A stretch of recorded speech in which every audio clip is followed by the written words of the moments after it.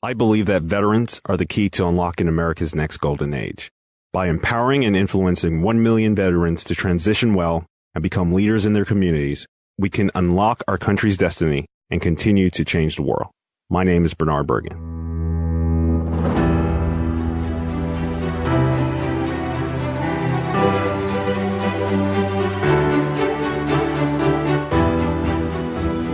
I am honored to be talking with fellow patriot, retired Navy Chief Chris Sigh-Nog. Chris, take some time and tell us a bit more about yourself. Well, Bernard, first off, thank you for having me and thank you for your service. Yeah, so I retired in 2009, and I retired because I grew up basically without a father. I had a stepfather, but I always wanted to be there for my kids, and I kind of thought I was, but coming back from my last deployment, I realized I wasn't actually being here for them. So I decided to retire, and I ended up working for Homeland Security for a little while after that. Now I'm run my own business, Center Mass Group, where I teach people how to shoot online. And that's pretty much where I am right now.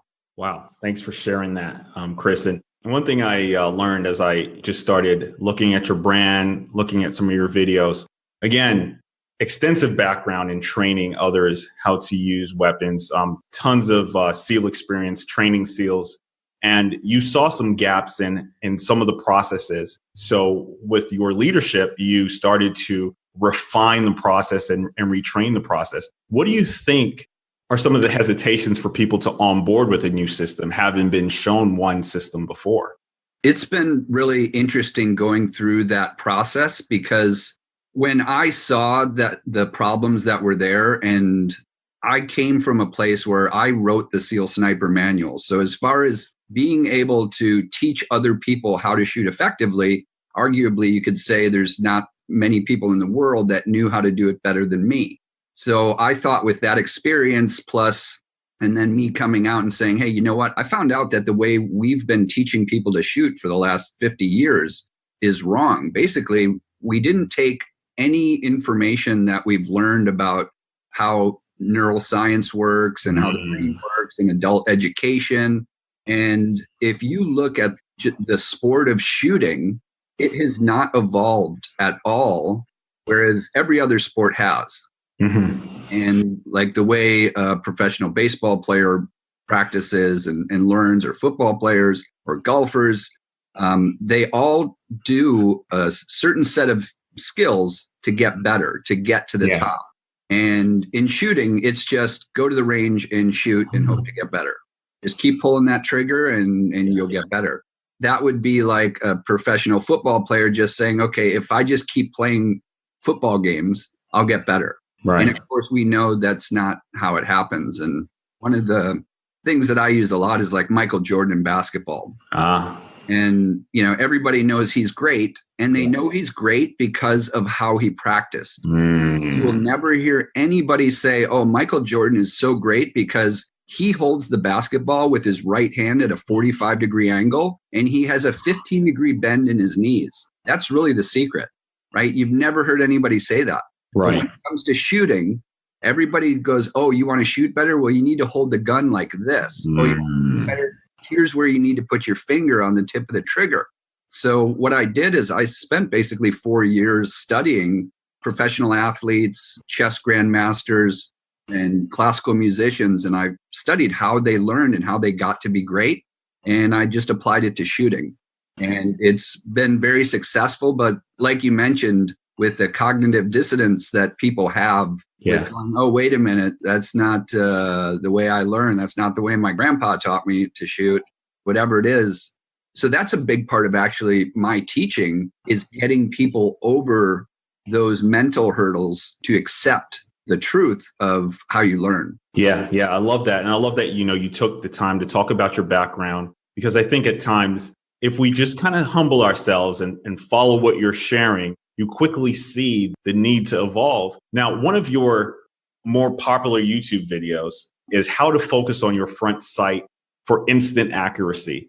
Now, what I found, again, just fascinating on that, again, you're taking it from an inside out approach, not just all activity. You're talking about focus. You're talking about meditation, being calm, skill training. And I think at times you highlighted some of the resistance. But again, I think the shooter community and the greater community on a whole, they've gravitated to this information because it's working, one, and it's revolutionizing how they can train. What are some of the comments and feedbacks just based on you putting out this new information? It's pretty interesting. It's either one or the other. And I've found with anything, like that's where I want to be. Like I remember when I first started my business, I forget who told me, but somebody was like, you want 50% of the people to love you and 50% of the people to hate you. And I think that's pretty much where I am with my training. Yeah.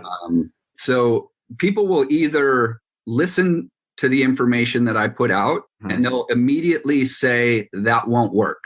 And, I'll be like, okay, did you try it? And they'll like, they just know that it won't work.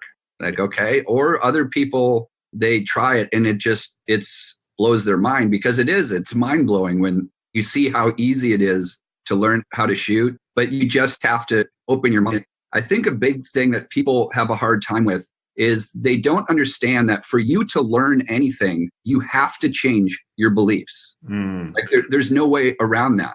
Yeah. Like if just the process of learning is the process of changing your beliefs. Like you thought one way, right? And you learned something, right? And now you think a different way. And that's people have a hard time. I feel like they have to admit that they're wrong, and they don't want to say that. Like, oh no, like either they're wrong or their drill sergeant was wrong who taught them, or their grandpa or their dad was wrong.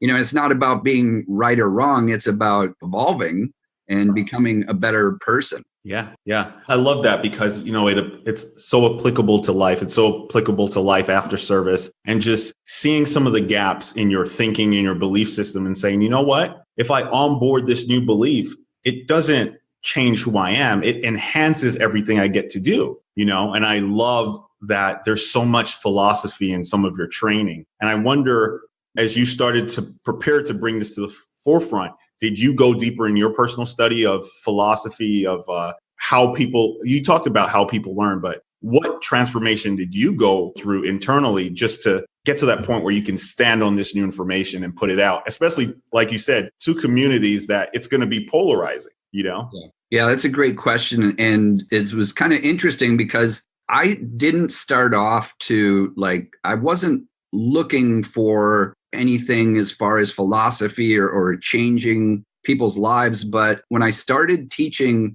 this new way for shooting, so I have a membership site online, and my members started giving me testimonials on the training. And I found they all basically said the same thing. And it was like, yeah, Chris made me a better shooter. Like I shoot a lot better than I ever thought possible. But the best part is that I'm a better father. I'm a better husband. I'm a better person because of the things that he's taught me. And when I started hearing that, I was like, I started thinking, and it was basically what I realized was the reason I was so successful teaching Navy SEALs how to shoot as a sniper instructor, and I taught the same way to civilians and law enforcement, was because I was teaching warriors how to do something. I was teaching warriors how to shoot. I could have taught them anything.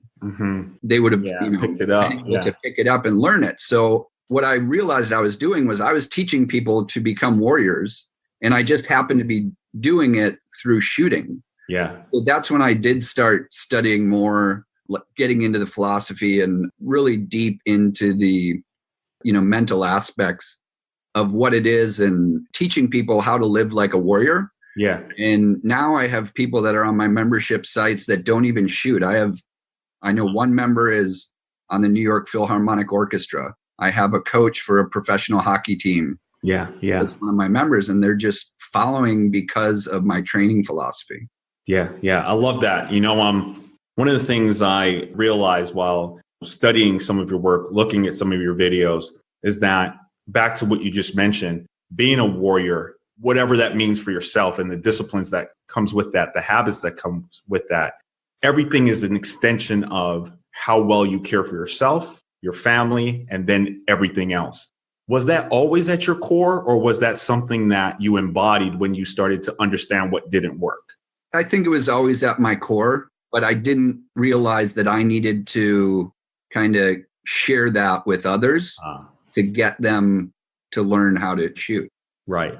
Powerful. That's powerful. Now, one of the things I found on your Instagram site that was, I think, pretty transformational in that most people wouldn't naturally think about it. It says, learn how to shoot faster by slowing down. And so many people are like, that doesn't make sense. I want to hit the target, or the enemy's coming at me, or this situation has happened and I need to be fast. And they forget that jerky hesitation to rush can cause them to miss. Right. Yeah. If you look at really any sport, any endeavor, it's all about slowing down and doing things perfect. And when it comes to shooting, and I used to say this myself when I teach people how to shoot, it's like, okay, just once you know how to shoot, just start shooting faster. And like we have a saying like push your speed. But that would be like if you wanted to type faster, just like move your fingers as fast as possible and think that you're going to spell anything correctly, right? It's just not going to happen. Right. But if you take your time and you slowly hit each key perfectly, you're building up neural pathways, and that it just naturally becomes faster. Right. And the image I always use when I talk about this is if you want to go down a hill on a sled and you've got like fresh snow, you could just hop on the sled and like shoot down super fast and just keep going. But once you go that route on that sled, when you go back up to the top and you go again, you're going to stay in that rut that you made, that path, the whole time.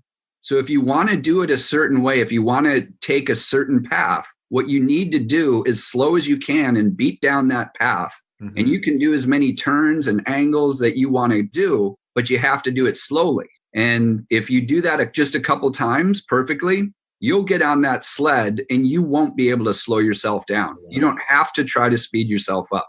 Right. It's going to happen naturally. Yeah. I love the visual of that because, when I was learning to shoot and get better, I have a story I tell where because I was shooting from way back in Boy Scouts, when I got to basic, I could hit my targets pretty effectively. And my drill sergeant was like, Bergan, who taught you how to shoot? And I kind of broke it down to him. Like, I've been shooting for a long time. And he was like, all right, you're done for the day. Go clean your rifle. So I spent the rest of the shooting day cleaning my rifle. And then when it was time for quals, I qualified the worst. And the people who had never touched a weapon before, they qualified expert because they spent all day just training and, like you said, taking their time and mastering. And that always hit me like, I don't want to rush. I want the training. I want those instructors to reposition me, help me get my right balance and shoulder positions and look at my targets. And I think you just explained why it's so important when learning a new skill, specifically shooting, that, again, you think about where you want to be and the first couple of times through, just really relax into the process and let the process continuously accelerate your pace of learning. Yeah, one of the most interesting things I've found is that when most people learn how to shoot, they get a gun, they go to a range, they don't know how to stand, they don't know how to hold the gun, they don't know how to manipulate the trigger, they don't know how to aim, but they load up the gun, they pull the trigger, the gun jumps out of their hands and scares them. Mm-hmm. And so they went down that hill, on their sled, just super fast the first time. So they built that path.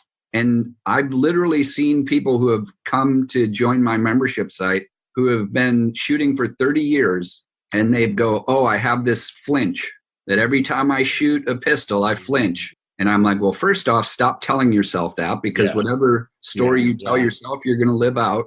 And number two, I don't want you to shoot a gun for 30 days. Wow. So you're going to dry fire. You're just going to practice at home. And you're just going to do repetitions over and over of you shooting the gun and pulling a trigger and realizing that the gun doesn't jump out of your hands just because you pull the trigger. And I've never had anybody come back after 30 days not being cured. Wow. I love that because one, I remember when I had my flinch. And one of my questions for you would be, why do you advocate for dry fire training so much? But I think you just kind of walked us through that. And that's so true. Yeah. And so many people, they'll say that a flinch is just a natural reaction to the gun going off. So there's a loud noise and it's just, we can't resist it. But I say, well, I can resist it. And I know every good shooter, any good shooter, no matter who they are, they don't flinch. Yeah. It's only people who have a flinch because they learned incorrectly will say, oh, everybody has a flinch.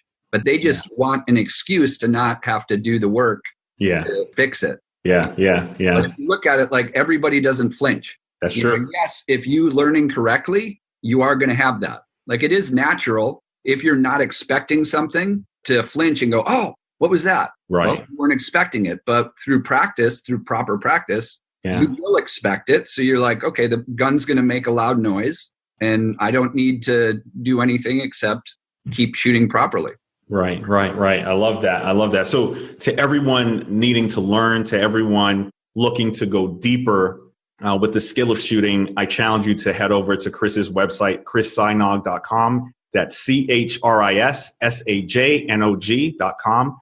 Man, I'm fascinated with shooting only because I think, and to most people, if they haven't experienced that zen about it, it's such a zen state of mastery.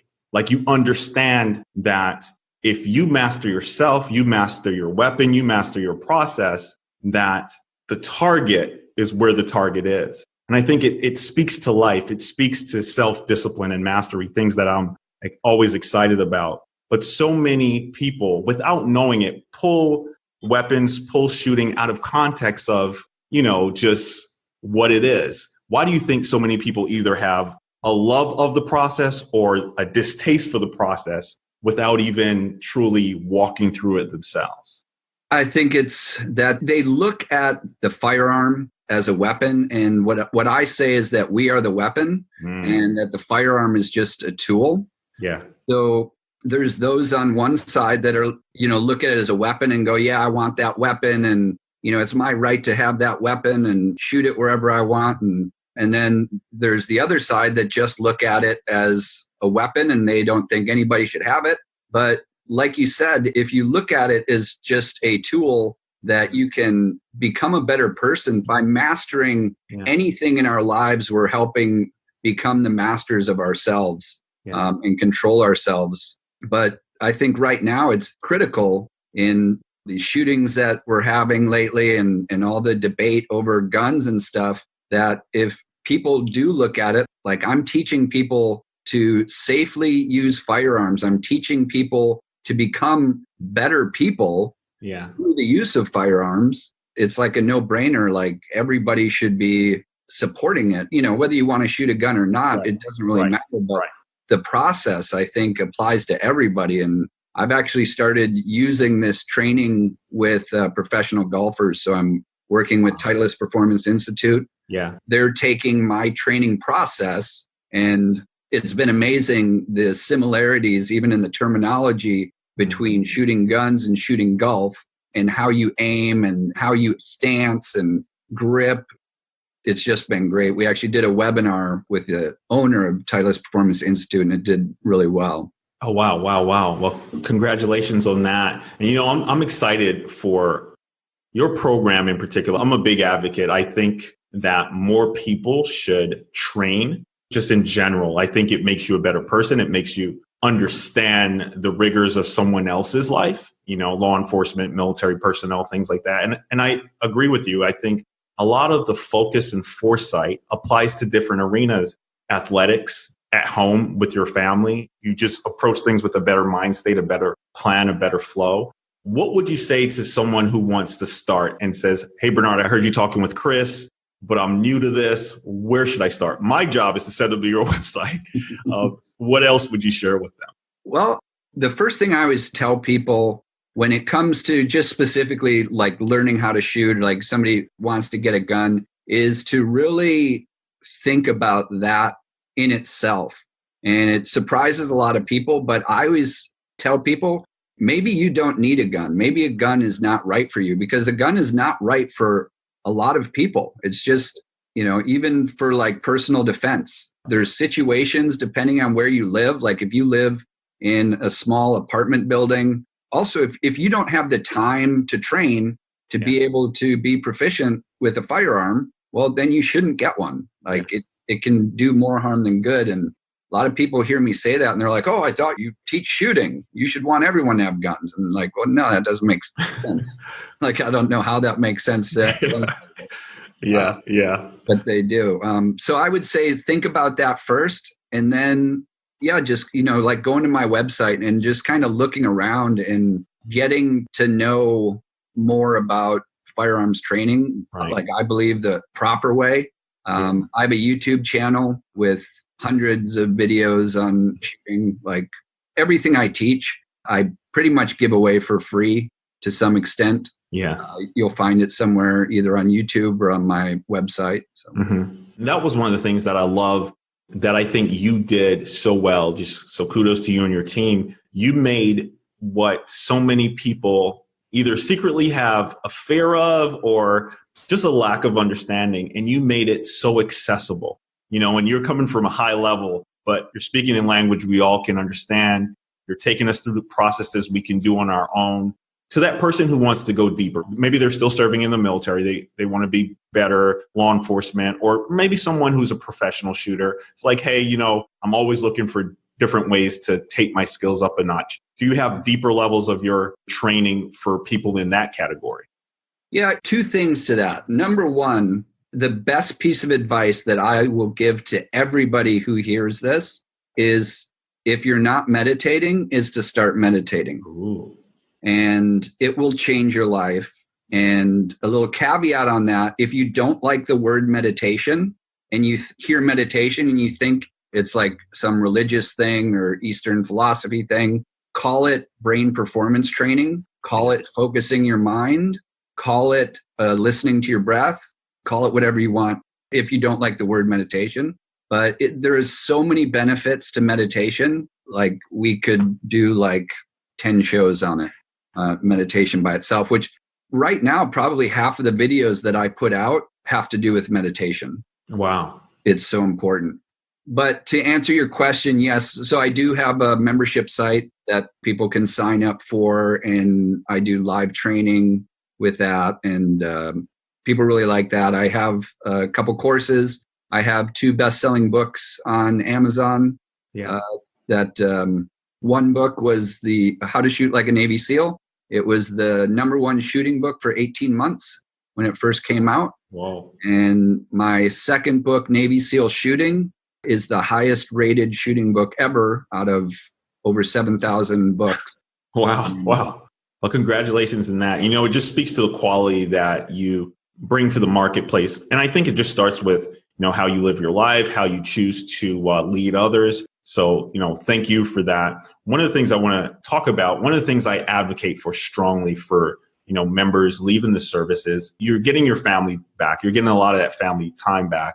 So serve your family. And that's one of the things that I was so excited about your brand and your philosophy and your belief system. Family is, top of list. And I would love for you to just take some time and share your why, but also remind, some of the service members that are following behind us that don't just leave the service and just pick back up that 60 or more hour grind and forget that, you have this time to really do family well and do family at a different level.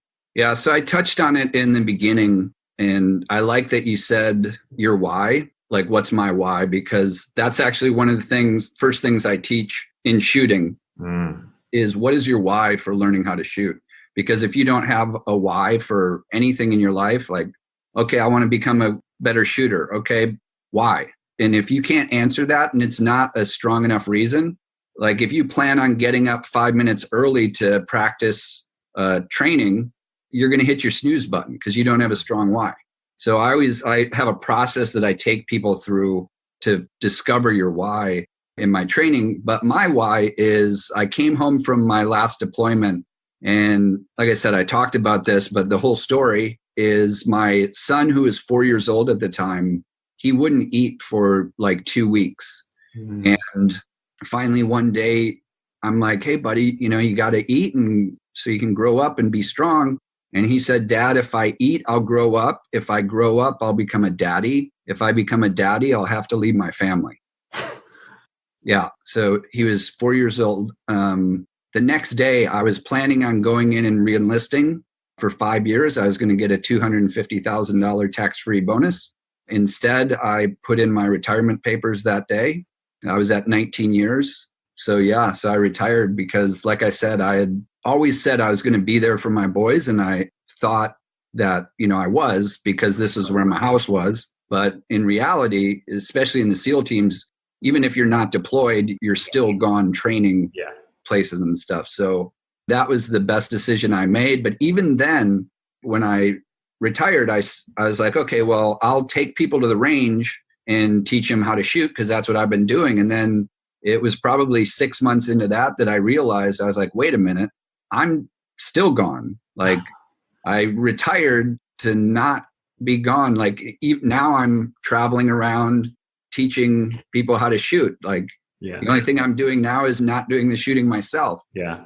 So what I did was, that's when I started teaching people online. I was like, how can I do this? And I just started hearing about people teaching things online and stuff, Right. And I'm like, wow, could I do that with shooting? There's nobody doing anything like it before. But I got very lucky, and I found a golf instructor who ran a very successful membership site for teaching people how to play golf, just through videos and a membership site online. And I was like, well, that is a physical skill, like something very physical. The similarities are, besides the life and death part about it. Yeah. But I was able to meet with him, and he gave me some great advice on, like, if you can explain things to people that haven't been explained to them by an instructor standing with them. Like, he gave me the example of, like, tell people to stand up and feel the pressure on the bottom of their feet. And then said, okay, now have them wiggle their toes. And while they're wiggling their toes, ask them if they can feel the pressure on their feet. And you know what? You can't feel both of those things. Right. But that was like one example of, you're teaching something that's going to kind of like blow their mind a little bit, and going, wow, well, my instructor that's right here next to me didn't tell me that, but you told me that in a video. What else can you tell me?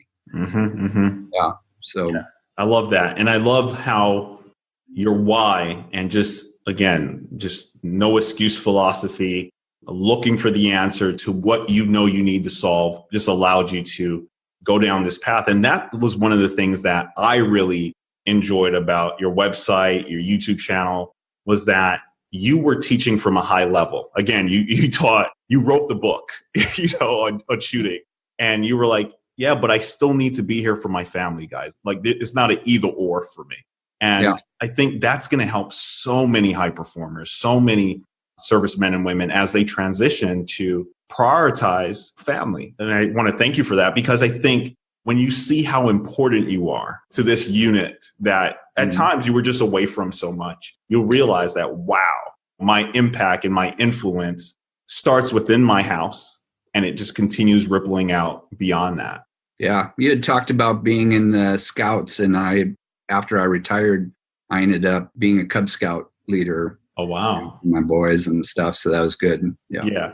And then look at the just wealth of experience and ideas you're going to help bring, as you take your boys through that program. So that's, again, another phenomenal, outcome of that decision. And thank you for making that decision, because while for many, they're like, well, man, it was only 5 more years, look at the income, et cetera, et cetera. But at that time, your son would be 9. Right. And then his phenomenal answer, again, from the heart of a child, that doesn't transform you. What does? And one of the things I advocate for strongly is just like, just take some time, especially if you're financially able to just really reset and support your wife, support your husband, come home, see what baseball games look like, and just reconnect. Because you are a phenomenal person, high performer, but for the most part, they didn't get to see it. So I love that. Just perform the same way for your family. Yeah. That's big. That's big and important. Now, I want you, again, just to take some time to let our listeners know, like, what's next for you? Like, is there another book in the pipeline, or are you still traveling and speaking? You talked about taking your coaching program and partnering with a large golf organization, is there any other opportunities for other organizations out there? Yeah, there's a lot of stuff that's come up recently. One, I'm finishing up my next book, it's called The New Rules of Marksmanship. Mm-hmm. And it's a manifesto and training manual. So it's my philosophy on training. Okay. But like you mentioned, I'm working with Titleist Performance Institute. Also pretty interesting, as much work I do now with meditation and training the mind, I got to meet with Deepak Chopra. Oh, wow. And working with him on doing some corporate training. Yeah. And basically going into corporations and him going through the soft side of your mind and why that's important. And then me being there going, look, you can also be a Navy SEAL and get value from the very same meditation practice. Wow. Wow. Powerful. And again, congratulations for those new opportunities on the horizon. As we prepare to close, let me just remind our listeners, I am talking with Chris Sigh-Nog. Head over to his website, chrissigh-nog.com. All of his social media is branded the same. Chris Sigh-Nog, that's ChrisSajnog. Follow him on Twitter. Follow him on Instagram. I'm telling you, his YouTube channel will change your life. You might find yourself with a 2-3 hour gap just kind of going through some of the training, because again, you're hearing a Navy SEAL remind you that so much of it is mental focus. And for me, I found that refreshing, because we put so much stock in just the physical attributes.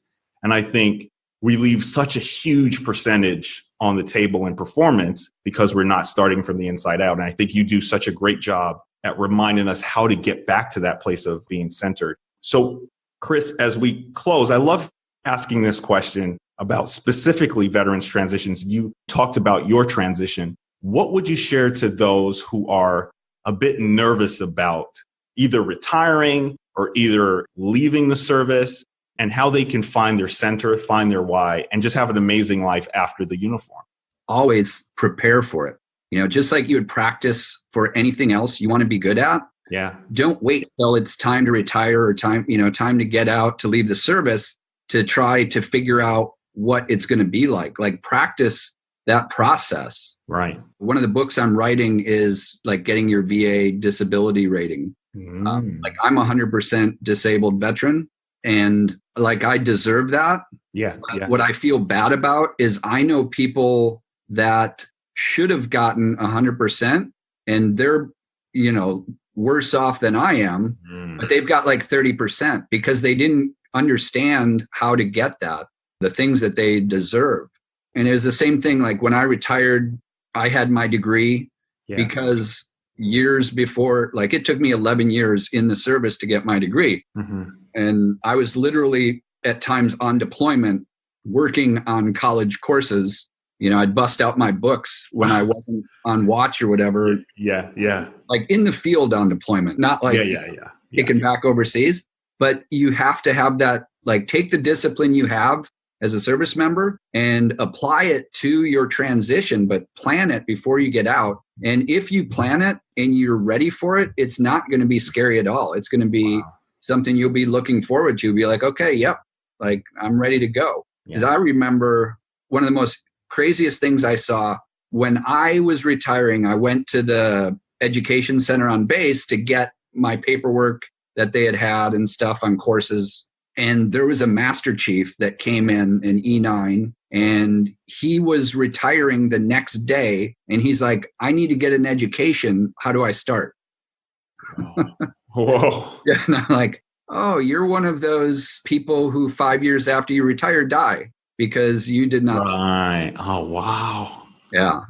I love that advice, Chris. Guys, if you're still in the service and you're listening to this, and we challenge you, just 2-3 classes at a time, just stick with it. Trust me, it will always have a return on that investment. And again, reach out to people like Chris, reach out to people like myself, buy Chris's book on getting your rating, because there are so much resources and so many people advocating for you on this side. But without the knowledge and the know-how, you might miss an opportunity for yourself, for your family, to get the healthcare, get the benefits, get the connections that you need for what's next. And I love what you said, Chris. If we prepare for it, just like our deployments, it is something that we know that we're going to succeed at, and we know what to expect. And I love that you took the time to break that down for us. Now, Chris, tell us where to find you. I try to do my best to highlight all that you have going on, but I just want you to take some time to connect with the audience, let them know how to connect with you, and maybe some parting words of wisdom as well.